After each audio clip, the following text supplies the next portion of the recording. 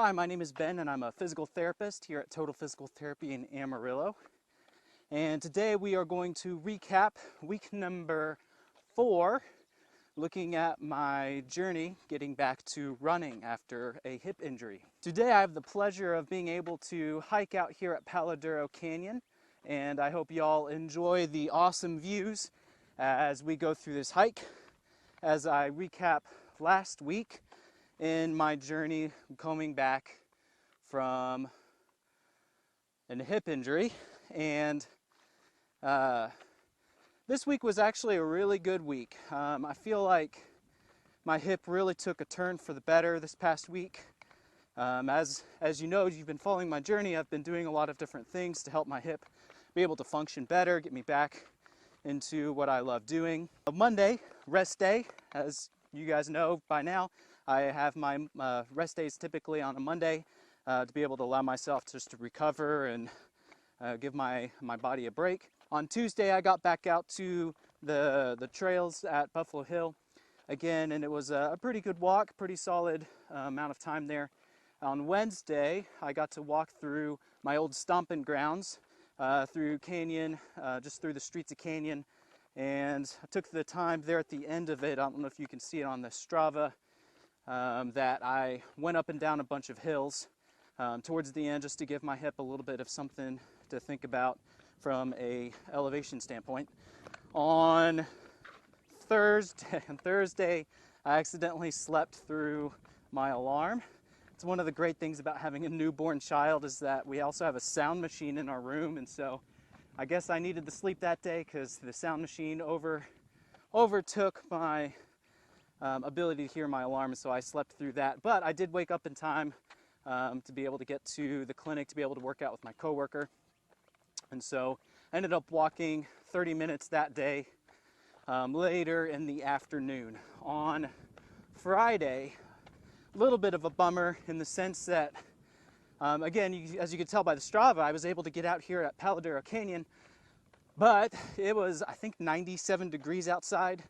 And so I had my camera, I had it out and had it recording, but I guess it overheated because it didn't store any of the data that I shot that day.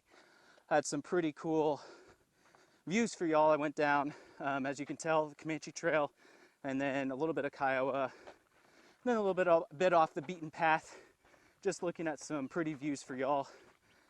And so yesterday, got out to the Amarillo High School track with a group of buddies that I like to run with most of the time, unless my wife is running with some of her buddies, and in that case I let her run and I take care of the kids. But got out there, and it's always good to see them. I'll let you guys see this view real quick. And as you can tell, I'm breathing hard because I'm talking and walking up the Comanche Trail at the same time. Hope you guys enjoy that view. Yeah, closest parking lot's back that way. Sorry, I had to step out there for a second giving directions to somebody out on the trail. Oh man, this is gonna be a pretty awesome incline. So today, anyways, I'm out here at Paladuro Canyon. My goal is, this is probably gonna take longer than an hour, and I kind of already knew that, but is to get out here and start kind of in the middle of I guess right at the beginning of the lower Comanche Trail, take that to Rock Garden, take Rock Garden back down, hit Sunflower, take Sunflower to Rojo Grande, to Paso del Rio, back to the Soberry parking lot. Not sure, it's been a while since I've run that, so I'm not sure how far that is. We'll figure it out here in a little bit, but pretty sure that's gonna take longer than an hour. So I guess we'll find out. So anyways, that's my week in recap. Hip itself is feeling really good. I could honestly, just by the way the hip feels, I could easily start my walk-run progressions as I talked about last week. Talked about goal setting with y'all and kind of what that process looks like. Could definitely start that at this point in time, but being a recreational runner, this is not something that I get paid to do, as far as a sense of running, and so this is more just kind of fun, as well as most of y'all, this is all just for fun anyway, so I am not in a hurry to get back to pounding it out as quickly as possible. So I'm just going to take my time, allow myself to go through the process, through the progressions as I work my way back to getting into it. Man, this is a steep hill. All right, so the workouts this week were awesome. So, as I catch my breath talking to y'all, workouts this week were really good. As you saw last week, I'd been getting into a lot of body weight, single leg stance, marching drills. Some of the marching drills were loaded, but just getting that hip to go through ranges of motion, working on some stability by going single leg. And so this week was time to start loading it up. And so as you can tell by some of the videos that you're watching, that I'm starting to do some squatting patterns, some deadlifting patterns. All of these are pain-free, by the way. I'm not taking any of these into any pain. These are all movements that feel clear, feel good. If I were to have any sharp pains with it, I would definitely have to back down, take it back down to some lower levels. But through the progressions in the earlier phases, kind of cleared out a lot of the mobility problems that were left from the injury. And so anyways, now it's important to start loading the hip. We need to get those tissues used to higher loads. For one specific good reason is that running is, as we talked about before, is a plyometric activity. Being plyometric, every time my foot hits the ground, 2.5 to 3 times my body weight is exerted through the joint and through all the muscles. And so I need my muscles to behave in a way that allows me to be able to adapt, or allows me to be able to handle those forces through my hip. So I need to make sure that I'm loading through the hip. I also want to make sure that I'm doing so in a progressive fashion. So I'm not going out there and trying to squat as much as I can. I'm starting off at a fairly low, manageable number that I feel like I can easily do. And throughout the week, gradually build. Throughout the next few weeks, you're going to see me gradually build my tolerance to these loads. I also understand that during this part of my journey, I want to make sure that I'm still working on things, working on my hip, doing various exercises in various positions, because I don't want my hip to get used to a single set of exercises. So I could easily fall into the trap of, well, I'm just going to squat and deadlift all the time.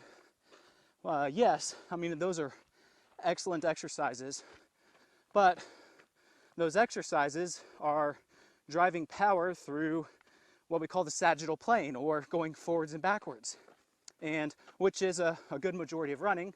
But as a runner, we also control a lot of side-to-side forces, and also a lot of twisting forces. So that would be your frontal and transverse planes. Because of that, I want to make sure that I'm working exercises into those planes, as well as learning how to control those planes really well.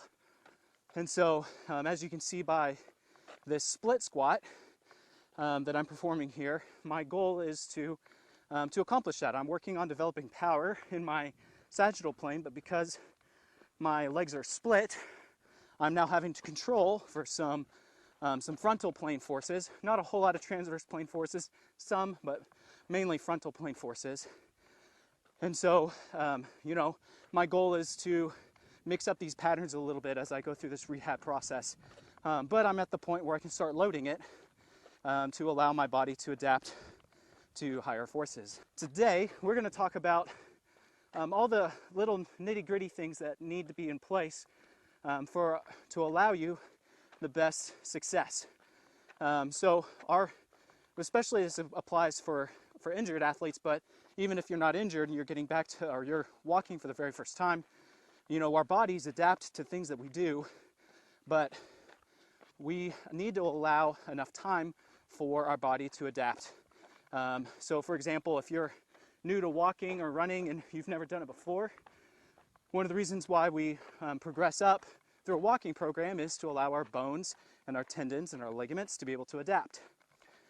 The same is said for an injured athlete. We want to make sure that we are doing everything we can to supplement our body's ability to be able to heal those tissues and adapt them again to allow them to perform. We want to allow our body to have the ability to have the best possible chance to adapt to the stresses we're placing on it. And so some things outside of stressing the body is allowing our body to be able to recover. And so part of that recovery is sleeping. I think sleep is probably the biggest thing with recovery that we just really don't think about and allow ourselves to do. That's one of my biggest pitfalls, is sleep. And I know it, but in order for me to be able to function as an athlete and as a full working physical therapist, and most importantly, a husband to my wife and a father to my kids, I don't want to take time away from my family. And so I then will wake up early to be able to allow myself to exercise, knowing that I am not getting my full recommended amount of sleep. I know that, and so therefore, I'm never going to be a guy who's going to be able to handle ridiculous amounts of miles. And so I have to accommodate for that. But if you're wanting to be able to heal really well, sleep is the utmost importance. Along with sleep is your food. And so food is tremendously important for anybody who is either healing or, well, just a human in general, actually, because, and I have this talk a lot with my clients that come into the physical therapy clinic. We are primed Ferraris, and our bodies are amazing at adapting, and the only way that it can really adapt is by taking what we give it, aka food, and using that for the building blocks that allow us to adapt to stresses and allow us to be able to heal.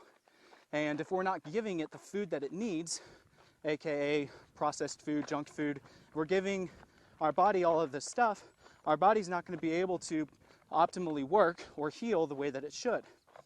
And so it's pretty important to make sure that the food that you're putting in is very healthy food, whole foods, foods that aren't being processed a whole bunch. And if we're able to do that, then we are giving our bodies the chance to be able to heal or adapt at its optimum rate. You really can't speed up the process of healing. What we can really do, though, is we can really slow it down by not sleeping well, by eating poorly, by never stressing the body in the first place if we're not exercising.